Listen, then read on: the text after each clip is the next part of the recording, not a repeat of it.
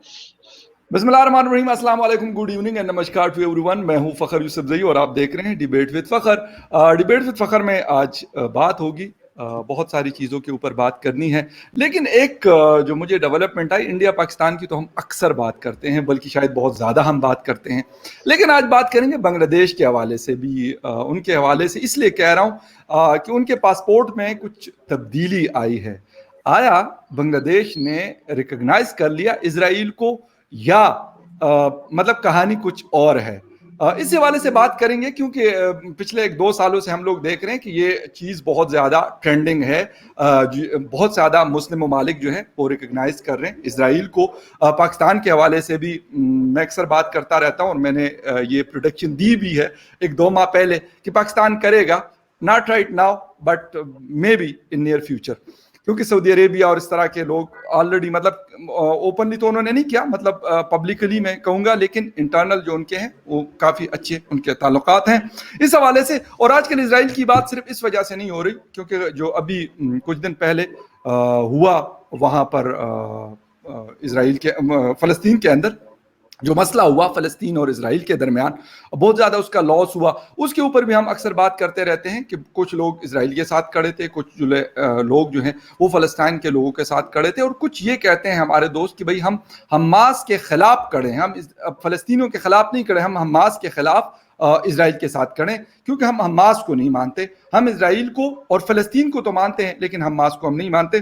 Point काफ़ी valid है। इन सारी चीज़ों के ऊपर बात करने के लिए आज मेरे पास 2 रिस्पेक्टेबल दोस्त हैं हमारे। गपशप तो उनके साथ होती रहती है। रोहित जी ने ज्वाइन किया मुझे हिंदुस्तान से। बहुत शुक्रिया रोहित जी, आपने ज्वाइन किया। आप जानते हैं रोहित जी को, अपना यूट्यूब चैनल चलाते हैं, जर्नलिस्ट हैं, इंडिया के इंडियन टीवी के साथ काम करते रहे हैं, गालिबन अब भी करते हैं, तो मुख्तलिफ हवालों से। लेकिन यूट्यूब के हवाले से माशाल्लाह आजकल काफ़ी फेमस है, और पाकिस्तान के मुख्तलिफ टीवी चैनल्स के साथ भी ये आते रहते हैं, इनकी अपीयरेंस होती है। Thank you very much. दूसरे गेस्ट जो मेरे नज़र आ रहे हैं स्क्रीन पे, इनको भी आप लोगों ने यकीनन हिंदुस्तानी चैनल्स पे भी देखा होगा, और यंग लॉयर्स में से हैं, कानूनदान हैं यहाँ के पाकिस्तान में। पिंडी से इनका ताल्लुक है, और यूट्यूब, क्योंकि मेरे साथ तो पहली दफ़ा शो हो रहा है, लेकिन इनके साथ इंडियन उस पर टीवी पे मतलब कभी कभार मुलाकात होती है। Thank you very much Mudassir for joining the show. Thank you. Rohit ji, start आपसे लूंगा। जिस तरह का शो का एक फॉर्मेट यही है, बात करेंगे बांग्लादेश के हवाले से। बांग्लादेश ने अपने पासपोर्ट से ये लाइन हटा दी कि इस पासपोर्ट के ऊपर आप इजराइल का सफ़र नहीं कर सकते। पाकिस्तान के पासपोर्ट में भी ये बात है, लेकिन 2 या 3 दिन पहले बांग्लादेश ने ये बात हटा दी।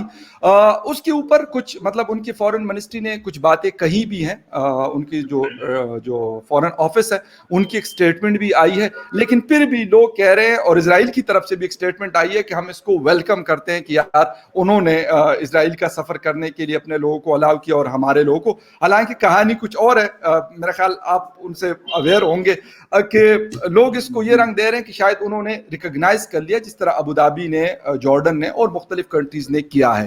तो एक तो इसके बारे में बता दें कि कितनी बड़ी डेवलपमेंट है कि ये लाइन हट जाना कि इस पासपोर्ट के ऊपर आप कहीं भी ट्रेवल कर सकते हैं, इंक्लूडिंग इसराइल। देखिए, एक चीज कि एक चीज होती है पॉलिटिकल अनटचेबल, ठीक है। अनटचेबिलिटी आप लोगों ने पॉलिटिकल या मत बोलिए कि डिप्लोमेटिक अनटचेबल। अब ये अनटचेबिलिटी जो है, डिप्लोमेटिक अनटचेबिलिटी, ये आपने कितनों के साथ की? अपार्थेड के केस में आपने साउथ अफ्रीका के साथ की, माना चलिए वो इशू था। इजराइल के साथ क्यों? इजराइल इज अ कंट्री जहां पर एक प्रॉब्लम है, वो प्रॉब्लम सारी दुनिया जानती है, मैं उसे क्या रीइटरेट करूं। अब उसका एक डिप्लोमेटिक सॉल्यूशन होता है, उसका एक डिप्लोमेटिक सॉल्यूशन होता है प्रॉब्लम का, right. That diplomatic solution needs to be done. लेकिन अगर आप ऐसा कुछ करेंगे कि उसको अनटचेबल बना देंगे, तो वो फिर आपकी परवाह कहां करेगा, राइट। आप तो उसके लिए कुछ है ही नहीं ना, वो आप उसे रिकॉग्नाइज नहीं करते, वो आपको, तो फिर आपकी परवाह किस चीज की? इंटरनेशनल लेवल पे इंटरनेशनल प्रेशर काम करता है, पहली चीज। दूसरी चीज, क्या वो अब अनटचेबल रह गया है? आपके कितने मुस्लिम कंट्रीज उसे रिकॉग्नाइज करते हैं? राइट, सऊदी अरेबिया उसे रिकॉग्नाइज कर रहा है, यूएई कर रहा है, अरब countries, it is Arab conflict. Israel की वो यहूदी की प्रॉब्लम यानी कि ज्यूइश स्टेट और Palestine, it is Arab conflict. वो अरब कॉन्फ्लिक्ट में प्रॉब्लम है इसके बेगानी शादी में अब्दुल्ला दीवाना, हमारे बांग्लादेश और पाकिस्तान उसको रिकॉग्निशन नहीं दे रहे। अरे भाई आपको बुलाया किसने? Who has called you? जब अरब्स ने उसको, इजिप्ट ने तो बहुत साल पहले दे दी थी उसको रिकॉग्निशन, दूसरे दे रहे थे, ठीक है, दूसरे कंट्रीज उससे बातचीत कर रहे हैं, ट्रेड कर रहे हैं, आप उसे एक अनटचेबल बनाने की कोशिश कर रहे हैं।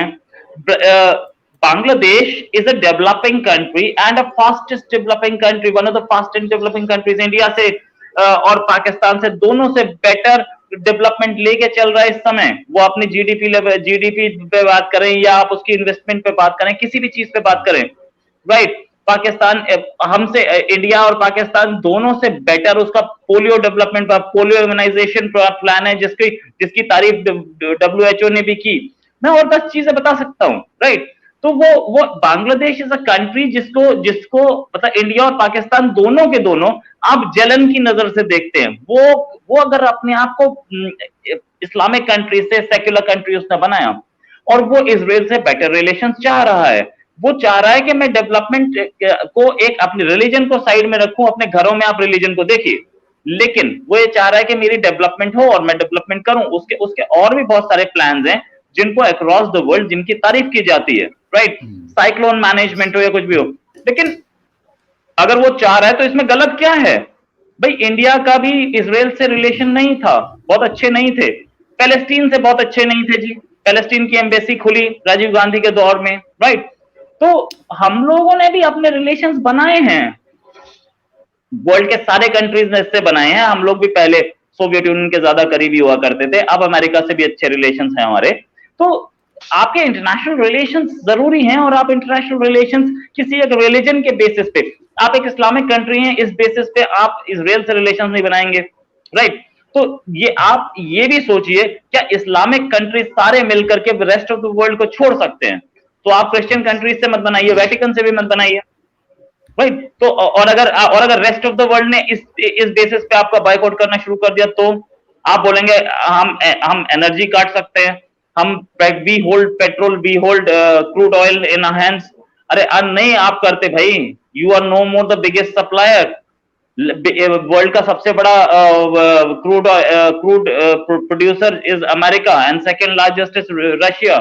ये दोनों मिलकर के डेवलपिंग वर्ल्ड को आप दे सकते हैं तेल। आप you are no more the economic powerhouse. तो एब्सोल्युटली राइट, यू बिल्कुल शुड रोहित, बहुत मेंटेन जबरदस्त व्हाट बात द की। Other countries have done it. बिल्कुल, मैं इस बात पे बिल्कुल आपसे एग्री करता हूं कि क्योंकि दुनिया अब उस तरह नहीं रही, बल्कि दुनिया वैसे ग्लोबल विलेज नहीं कहा जाता अभी दुनिया को, वाकई ग्लोबल विलेज बन चुकी है, और वो सब एक दूसरे के बगैर मतलब रह भी नहीं सकते।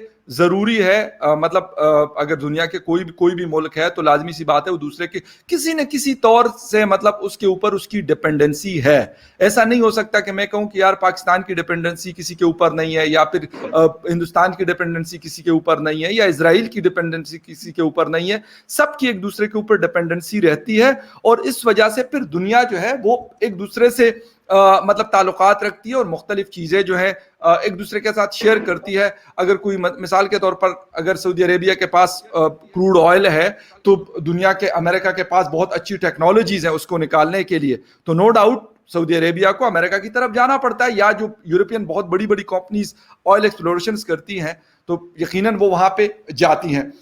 मुदस्सिर हमें दोबारा ज्वाइन कर चुके हैं। मुदस्सिर, रोहित ने जो बात की मतलब काफी वैलिड बात की उसने, कि यार दुनिया में हम अकेले नहीं रह सकते। ठीक है, इजराइल से हमें जो फलस्तीन वाला इशू है, हमारा एक स्टांस है उसके ऊपर, हिंदुस्तान के साथ हमारा कश्मीर के इशू के ऊपर एक मतलब हम कहते हैं कि हमारी पॉलिसी का हिस्सा है, लेकिन अब वो शायद पॉलिसी काफी हद तक चेंज भी हुई है इस हुकूमत में। क्या नजर आता है आपको यार कि मतलब अभी हमारे फॉरेन मिनिस्टर अमेरिका गए हुए थे, सीएनएन पे उसका एक इंटरव्यू भी हुआ, और उधर भी काफी बड़ा वावेला हुआ कि आपने ये ज्यूस को जो है उनको मतलब कोई इस तरह की बात आपने की है कि जो मेरे ख्याल में एक्सेप्टेबल नहीं है। हालांकि उस इंटरव्यू को मैंने सुना तो उसके अंदर मुख्तलिफ जो एक्सपर्ट्स हैं उन्होंने भी बात की और उन्होंने ये नहीं कहा कि यार इसने कोई ज्यूस को कहा, इसराइल को कहा हुआ है। नो डाउट कि दैट इज मतलब ज्यू स्टेट, लेकिन और वहां मतलब कुछ परसेंटेज शायद मुस्लिम्स की भी है, और इसके अलावा भी ज्यूस पूरी दुनिया में फैले हुए हैं, सिर्फ मतलब इसराइल नहीं है, अमेरिका में बहुत ज्यादा नंबर में जो है वो ज्यूस रहते हैं। क्योंकि मुदस्सिर का राब्ता हमारे से इस वक्त डिस्कनेक्ट वो हो चुका है, तो इसलिए मैं दोबारा से कोशिश करूंगा कि वो रोहित की तरफ जाऊं। रोहित, एक मसला है कि हिंदुस्तान के अब जब से मोदी जी आए, एक बहुत स्ट्रॉन्ग रिलेशनशिप है इजराइल और इंडिया के दरमियान में। यानी यहां तक मैंने सुना है आप लोगों के डिफेंस कुछ एक्सपर्ट से कि भाई जो बालाकोट स्ट्राइक्स हुई इंडिया की तरफ से, तो उसके ऊपर हमें बाकायदा बहुत हेल्प मिली इजराइल की तरफ से। एक तो ये चीज मुझे बता दें कि यार क्या ऐसा हुआ है कि मतलब जिसके ऊपर इंडिया को लगा कि यार नो, हमें फलस्तीन ठीक है यार जो भी है, लेकिन फलस्तीन इजराइल के मुकाबले में बहुत ही मामूली सा मुल्क है, उनके पास खुद का कुछ भी नहीं है, बेचारों के पास मतलब पैसा उनके पास नहीं है, कुछ और रिसोर्सेज उनके पास नहीं है, टेक्नोलॉजी उनके पास नहीं है, बहुत सारी चीजें। इंडिया ने ये किया, लेकिन क्या ऐसी चीज हुई कि जिसके ऊपर इंडिया ने कहा कि नहीं यार मतलब we should shift this relationship from फलस्तीन से खत्म नहीं हुए आप लोगों के रिलेशनशिप, मैं उस पर बिल्कुल वो नहीं कहूंगा कि वो खत्म हुए, अब भी है, बहुत अच्छे ताल्लुकात, लेकिन इजराइल के साथ बहुत ज्यादा फ्लैरिश कर गए। देखिए, इजराइल के साथ हमारे रिलेशनशिप वहां से शुरू हुई जहां पर हम दोनों ने एंटी टेररिज्म पे काम शुरू किया, क्योंकि इजराइल खुद टेरर झेल रहा था। 1970s में म्यूनिक ओलंपिक में उनके एथलीट्स को मार दिया गया। एंटी टेरर पे हम लोग इंटेलिजेंस शेयरिंग कर रहे थे, और बहुत सारी जगह पर मैं किसी कंट्री का नाम नहीं लूंगा, लेकिन बहुत सारी जगह पर हम लोगों ने इजराइल के थ्रू दूसरे कंट्रीज को या CIA के थ्रू या अमेरिका के थ्रू दूसरे कंट्रीज के साथ इंटेलिजेंस शेयरिंग की, और वो दूसरे कंट्रीज मान चुके हैं कि हमने ये आइदर इजराइल के थ्रू या अमेरिका के थ्रू इंटेलिजेंस शेयरिंग की है। तो ये चीज के कैसे इंटरनेशनल रिलेशंस चलते हैं, और इंडिया जैसा कंट्री जो कि एक हार्डवेयर, मिलिट्री हार्डवेयर इंपोर्टर है, हम लोग बर्राक मिसाइल ले रहे हैं, इजरायली स्पाइडर ड्रोन ले रहे हैं, हम इजराइल के रडार्स ले रहे हैं। We are a big buyer for Israel and Israel is a big hardware seller to India. तो हम दोनों का म्यूचुअल रिलेशन है, हम लोगों का म्यूचुअल रिलेशन इंटेलिजेंस शेयरिंग का या एंटी टेरर ऑपरेशंस तक नहीं चलता है। राजीव गांधी के जमाने में इजराइल से हमारे बेटर रिलेशंस होने शुरू हो गए थे, हालांकि पैलेस्टीन की एम्बेसी भी उसी समय खुली, और उसके बाद मुख्तलिफ गवर्नमेंट्स की इजराइल से रिलेशंस बेटर होते चले गए। Now coming to the point कि हम इजराइल से रिलेशंस हमारे बेटर हो रहे हैं, और हमारे पैलेस्टीन से रिलेशंस कैसे हैं? हमारे पैलेस्टीन से रिलेशंस सिंपैथी के बेस पे हैं। हम पैलेस्टीन से सिंपैथी रखते हैं, हम पैलेस्टीन के सपोर्ट में हैं, हम पैलेस्टीन को चाहते हैं कि वहां पीस रहे, वहां डेवलपमेंट हो।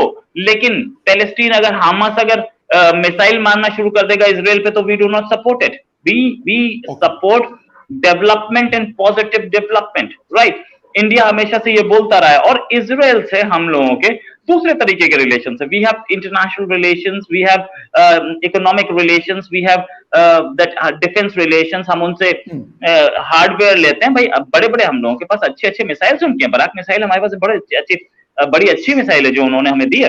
तो इस चीज पे हम लोग अच्छा रोहित, क्योंकि मुदस्सिर दोबारा कनेक्ट हो गए हैं तो उनकी तरफ जाएंगे, अगर मतलब वो मेरी आवाज सुन रहे हैं। तो मुदस्सिर, मैंने एक सवाल किया था कि यार दुनिया is a global village right now, सब एक दूसरे के ऊपर डिपेंडेंसी है दुनिया के। हमें कोविड में पता चला कि यार मतलब एक क्या क्या मसाइल होते हैं जब आपका पूरा मतलब जिसे कहते हैं कि समंदर बंद हुआ, हवाई जो सफर था वो बंद हुआ, और मतलब सारी कनेक्टिविटीज बंद हुई, तो हमें कितनी मतलब मसाइल हमें फेस करने पड़े इन सारी चीजों की वजह से। तो अगर हम ये बात करते हैं, एक तो मतलब जिस तरह एक इंटरव्यू लिया गया CNN की तरफ से हमारे फॉरेन मिनिस्टर शाह महमूद कुरैशी का, वहां पे बात की गई कि उन्होंने ज्यूस को बुरा भला कहा, उन्होंने कहा डीप पॉकेट्स है उनके पास।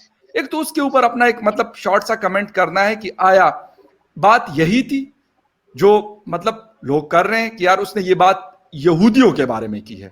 हालांकि बहुत सारे एक्सपर्ट्स ये भी कह रहे हैं कि नहीं यार ऐसी कोई बात उन्होंने नहीं की, इजराइल का एक होल्ड है दुनिया के ऊपर, और स्पेशली अमेरिका में। शायद इजराइल में अपने अंदर इतना होल्ड नहीं है जितना कि उनका यूएस में होल्ड है। तो इस चीज को, उनके इंटरव्यू को, उनके विजिट्स को, और इस चीज को मतलब किस नजर से आप देखते हैं?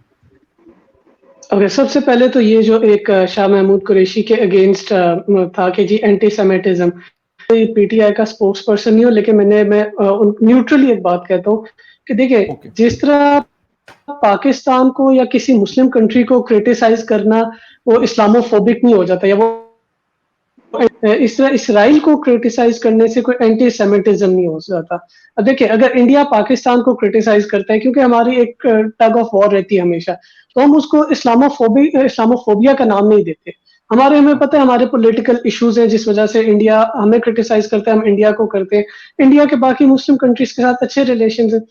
इसी तरह इसराइल को अगर क्रिटिसाइज किया है तो उसका उन्होंने बाकायदा स्टेट ऑफ इसराइल की तरफ, इसराइली गवर्नमेंट की तरफ पॉइंट आउट किया था कि इनके डीप पॉकेट्स हैं, और वो दिखाई दे रहा है कि आज जो वेस्टर्न मीडिया है वो पैलेस्टीनियंस की सफरिंग को उसका कवरेज ही नहीं दे रहा था। जिस तरह वो, अगर हमास के चंद रॉकेट भी अगर आके वो गिरे, जो कि नहीं होने चाहिए थे, सिविलियंस को कभी भी टारगेट नहीं होना चाहिए, तो भी उनको बीच में नहीं होना चाहिए, लेकिन वो उसको बहुत एक वाइड स्केल कवरेज हो रही थी, और जो पैलेस्टीनियंस के जितने हो रही थी उनको कवरेज नहीं मिल रही थी। तो that give rise to hypothesis among social media users as well कि भाई ये मीडिया जो है एक बायस्ड व्यू ले रहा है, वेस्टर्न मीडिया। एक तो ये था। दूसरी एक जो डिस्कशन अभी चल रही थी कि जिससे आपने कहा कि एक्सेप्ट करने वाली, कि हम ग्लोबल विलेज हैं, हम इंडिविजुअली मसलन अकेले तनहा तो नहीं रह सकते।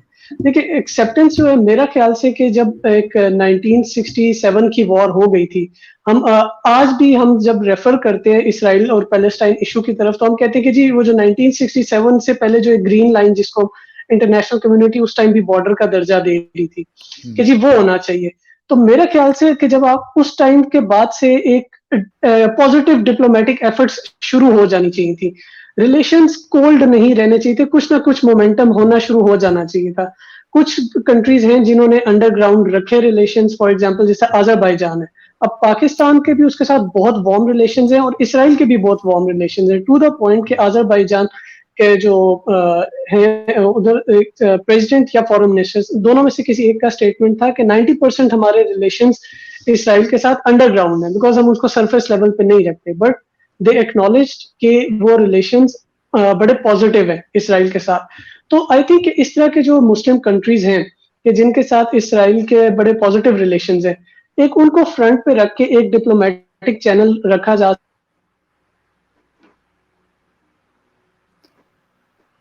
थोड़ा प्रॉब्लम है शायद हमसे फिर राब्ता जो है वो मुनक़ता हुआ है।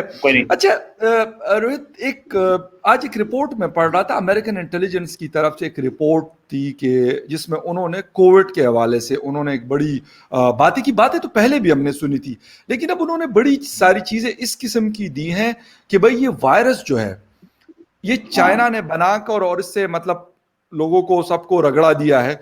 बल्कि कल परसों भी मैं इंडिया में पता नहीं किन से किसी दोस्त से बात हो रही थी, तो यही कह रहे थे कि यार हम तो भाई हमारा तो फर्स्ट डे से यही मतलब स्टांस है कि ऐसा नहीं है कि ये कोई मतलब ये बायोलॉजिकल वायरस है, बनाया गया वायरस है। लेकिन अमेरिकन इंटेलिजेंस की इस तरह की बात करना, और फिर उसके ऊपर उन साइंटिस्टों के हवाले से उन्होंने कुछ फैक्ट्स एंड फिगर दिए, और चाइना ने उसको बड़ा मतलब सख्त तरीके से कंडेम किया और मतलब गलत कहा है कि ये एक झूठा प्रोपेगेंडा है हमारे खिलाफ जो 1.5 साल से चल रहा है। क्या मतलब आपको क्या नजर आता है एज ए जर्नलिस्ट, आप देख रहे हो, या फिर हिंदुस्तान में बहुत सारे लोगों से मैं ये बात सुन रहा हूं कि भाई ऐसा नहीं है, इट्स नॉट नॉर्मल, मतलब वबाएं आती है, पेंडेमिक्स आती है, दुनिया की हिस्ट्री रही है, लेकिन इसके बारे में स्पेसिफिक में पूछना। देखिए, पैंडेमिक्स आती हैं, इसमें कोई शक नहीं, लेकिन चाइना ने स्टार्टिंग में इस पैंडेमिक के बारे में जो झूठ बोले या लोगों को अंधेरे में रखा। सेकेंडली, चाइना अब भी अपने पैंडेमिक के बारे में कुछ बता नहीं रहा है। भाई पूरी वर्ल्ड में पैंडेमिक है, पूरी वर्ल्ड में है, पाकिस्तान में भी है, इंडिया में भी है, अमेरिका में, रशिया में, चाइना में क्यों नहीं है यार? चाइना में क्यों नहीं है? China is hiding the figures. China ने अपने बताया 80,000 90,000 और उसको एकदम अपडेट किया, 1 लाख से ऊपर ले गया, राइट? तो चाइना और उसके बाद पता लगा चाइना में 2 मिलियन मोबाइल्स जो है वो काम करना बंद हो गए। तो यार ये कहाँ तक चाइना में भी मोर्टेलिटीज हैं, चाइना में भी। अब चाइना इस तरीके से दिखाता है कि हमारे पास तो कुछ हुआ ही नहीं। भाई वुहान में जो आपके यहाँ पे वायरस यहाँ पे फैला गया, ये आपको पता होना चाहिए था और आपको पूरी दुनिया को बताना था ये ह्यूमन टू ह्यूमन कॉन्टैक्ट से जा रहा है। आपने बताया नहीं, आपने पूरी दुनिया को धोखे में रखा। फॉल्ट आपकी है, फॉल्ट चाइना की है। चाइना ने इस पैंडेमिक को जैसे ही आपको पता लगा था, आपको इनिशियली पता ये भी लग गया था। यार हमें भी इनिशियली पता चला ना, हमने भी चाइना की रिपोर्ट तो देखी, लेकिन उसके बाद भी 1 हफ्ते के अंदर अंदर पता चल गया कि यार ये कम्युनिकेबल है और कैसे हो रहा है। जब आपको एक आदमी एक टेबल पे बैठ के लंच कर रहा है और उसके आसपास के सारे लोग पैंडेमिक के चपेट में आ रहे हैं, तो आपको पता होना चाहिए कम्युनिकेबल है। तो ये चीज एक आदमी एक घर में रह रहा है, अपने साथ रहने वालों को 10 को दे रहा है, तो वो ये चीज पता होनी चाहिए थी। तो चाइना ने इस चीज को छुपा के रखा, तो वो चाह रहा था कि पूरी दुनिया में फैले, और उसके बाद करीब उसने 5 मिलियन लोगों को क्रिस क्रॉस करने दिया वुहान से बाहर। तो वो ये 2-3 चीजें जो हैं उसकी वो ये बताती हैं कि वो दुनिया में फैलाना चाह रहा था इसको। I totally agree with the western intelligence sources.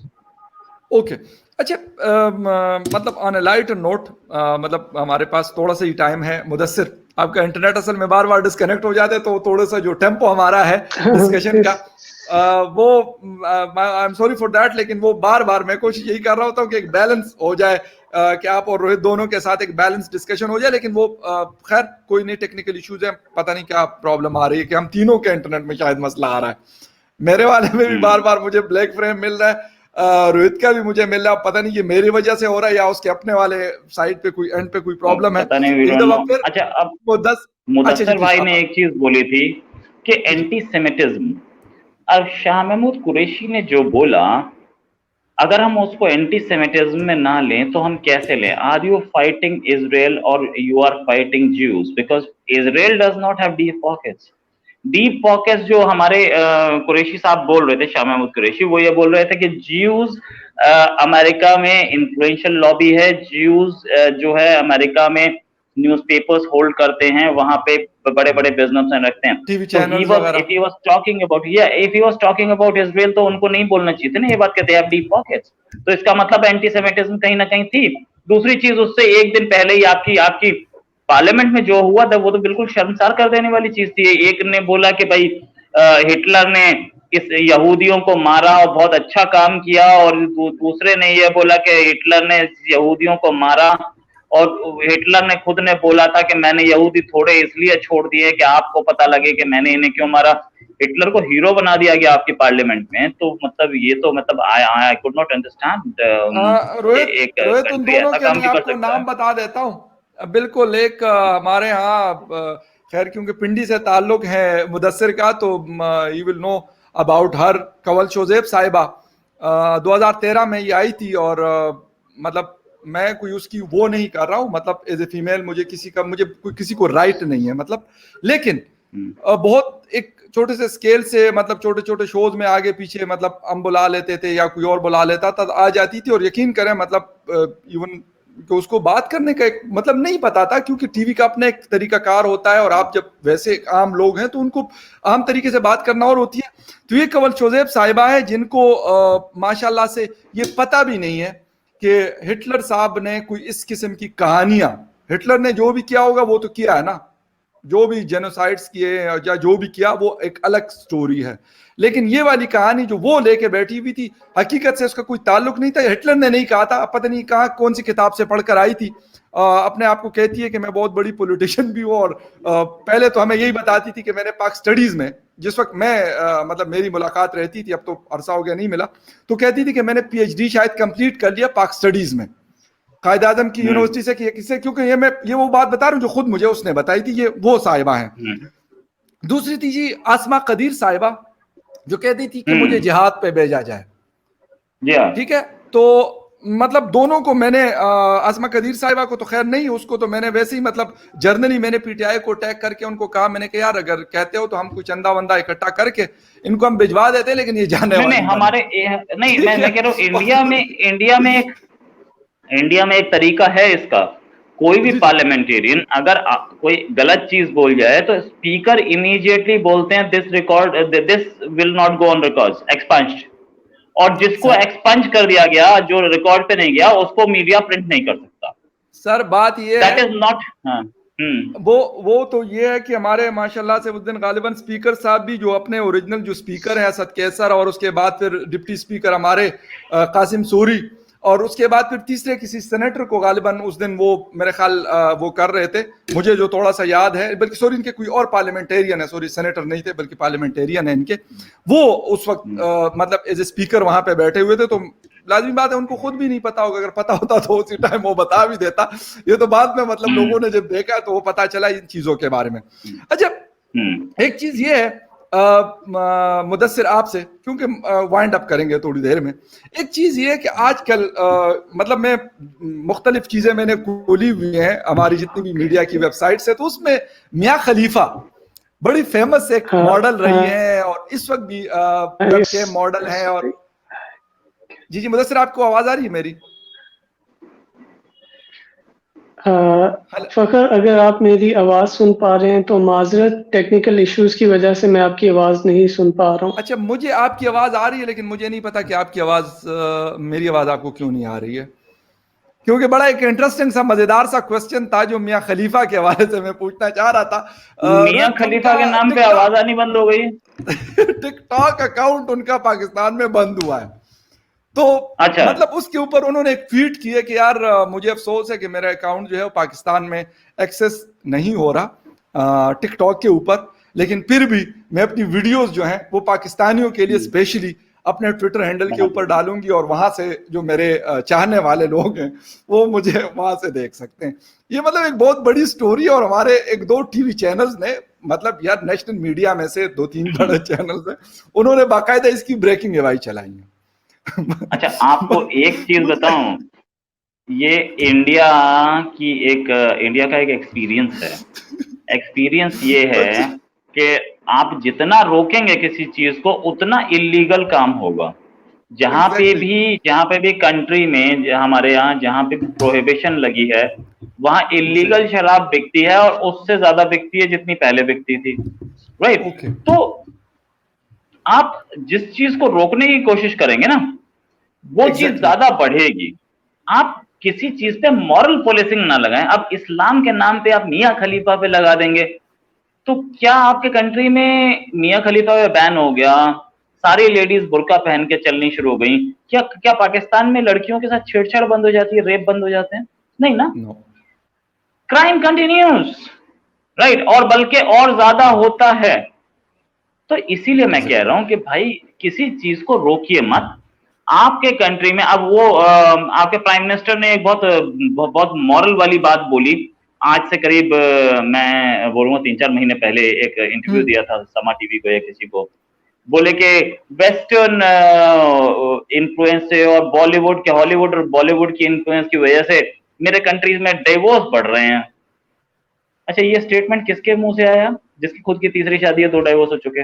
एक बात उसने एक और भी की थी जो मुझे खुद बहुत अफसोस हुआ था, कि उसने कहा था कि लोग कपड़े इस तरह के पहन रहे, बेहयाई बहुत हुई है सोसाइटी के अंदर, इसलिए रेप के केसेस जो है वो ज्यादा बढ़े हैं, जिसके ऊपर लोगों ने अच्छा खासा जलील किया था ट्विटर के ऊपर भी और मीडिया के ऊपर भी, और कहा कि बाकायदा प्राइम मिनिस्टर माफी मांगे इसके ऊपर। और ये मैं कोई मतलब सिर्फ नहीं कि फखर यूसुफजई या रोहित शर्मा या फिर मुदस्सिर नजर जो है वो बात कर रहे थे, बड़े जो इन्फ्लुएंशियल लोग हैं उन्होंने बाकायदा कहा कि आप इस पे माफी मांगे कौम से। किस तरीके से आप ये बकवास कर रहे हैं कि भाई आप लोग ड्रेसिंग आपकी मर्जी से करेंगे, आप खुद बीचेस पे फिरा करते थे, आपकी गर्लफ्रेंडे भी थी, शायद अब भी होंगी, हमें उससे कोई गरज नहीं है, रखें भाई, 10 रखें, 2 रखें, मतलब we damn care about that. आप पाकिस्तान को जो है लोगों को सर्व करें अच्छा सा, बाकी हम आपके उससे कोई हमें कंसर्न नहीं है कि भाई इमरान खान साहब आप और क्या करते हैं या पहले आपने क्या किया, लेकिन आप डिलीवर भी नहीं कर रहे और ऊपर से मतलब फजूल बातें भी कर रहे हैं। और सबसे बड़ी चीज कि इमरान खान, जिनके बारे में इतना कुछ लिखा गया, बोला गया, इतना कुछ, मतलब आप ढूंढिए ना उनके बारे में, कि गर्लफ्रेंड के बारे में या पर्सनल लाइफ के बारे में, इसके बारे में, उसके बारे में ढूंढिए जरा, फिर पता चलेगा आपको कि वो उनके बारे में क्या क्या लिखा गया। वो जब भी इंटरव्यू देते हैं हाथ में तस्बीह होती है, इसको तो हमारे यहाँ बोलते हैं 900 चूहे खा के बिल्ली हज को चली। इंडिया में एक हमारे यहाँ कहावत भी है कहा जाता है। भाई, ये तो हम इसे बोलते हैं हिपोक्रेसी।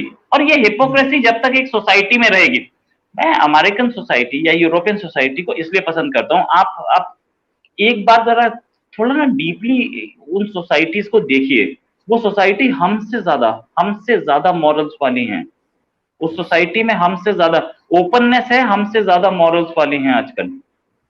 हम हमारे मॉरल्स ज्यादा डिजेनरेट हो गए उनके सामने।